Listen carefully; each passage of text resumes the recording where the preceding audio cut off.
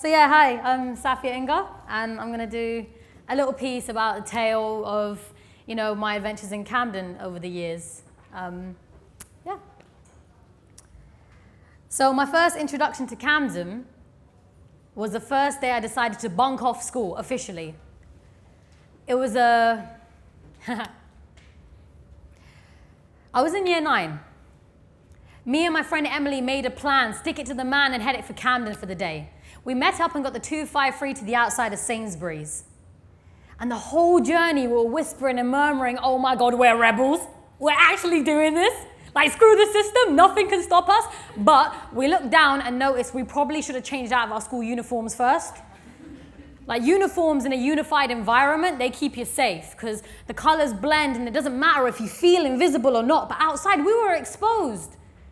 We got off the bus and surely enough, the panic started to set in. You see, amongst the goths and the punks and the rastas and the roadmen trying to sell their mixtapes and the homeless neglects, we were 2 little girls standing in the middle of the street in matching black and lavender. So the rest of the day was a game of dodge the cop, and we slinked around the marketplace trying to stay invisible. Lunch for us that day was a 35p bottle of Sainsbury's Value Coke, a bag of marshmallows, a packet of biscuits, and a bag of Doritos. The Feast of Champions. I roamed the market and my eyes glazed over all the treasures I could never hope to have. I explored a world I felt too young to be in. We stole a set of panpipes and a ball with beads in it, and we made our own music. And I remember looking up at my friend and thinking, this is our world and nothing can hurt us. Nothing is going to change. We were lost young souls that felt at one with the obscure individuals we encountered. Nothing was absolute, but one thing we knew is we could always return and lose ourselves in the crowd again. 9 years following, I've come back time and time again. I've had my headshots taken at Regent's Canal. I've moshed in underground gigs. I've Disney quizzed and karaoke'd in the stables. I've stumbled home in a drunken haze, walked through the maze that is Camden Lock. Walk through the maze that is Camden Lock. I've kissed my sorrows away in the snow and the rain. I now see flats being built on the markets that I ran around. There's no more panpipes or music there, and it's easy to be angry at that. You see, when I discovered that, I was with my younger sister, who was the same age I was when I discovered Camden. This was her first experience of Camden. I reached the edge of the road and my heart sunk, and she didn't know why. I had to dwell on this idea that in a couple months' time, that's going to be someone else's home. That's going to be their Camden. See, writing this, I kind of struggled, but I realized that Camden at many points in my life was my home. I learned from a young age that home isn't just where your possessions are, it's a feeling.